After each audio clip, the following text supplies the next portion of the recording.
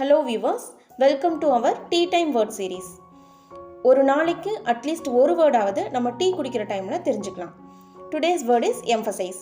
Emphasize அப்படின்னா highlighted, ஒன்றை வந்து ஹைலைட் பண்ணி சொல்கிறது, நார்மலாக சொல்கிறது கிடையாது. ஹைலைட் பண்ணி சொல்கிறது, இல்லாட்டி பாயிண்ட் அவுட் பண்ணி சொல்கிறது, ப்ரெஸ் பண்ணி சொல்கிறது, இல்லாட்டி ஸ்ட்ரெஸ் பண்ணி சொல்கிறது. இந்த மீனிங்ஸை வந்து தருது.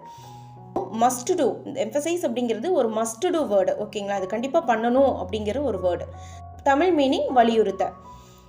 இப்போ ஆஸ்க்டு, ரெக்வஸ்டட் அண்ட் ஆர்டர்ட், இந்த 3 வேர்டுக்கு வித்தியாசம் தெரியும்ல. நார்மலாக கேட்குறதுனா ஆஸ்க்டு, ரெக்வஸ்ட் பண்ணி கேட்குறதுனா பணிவாக கேட்குறது.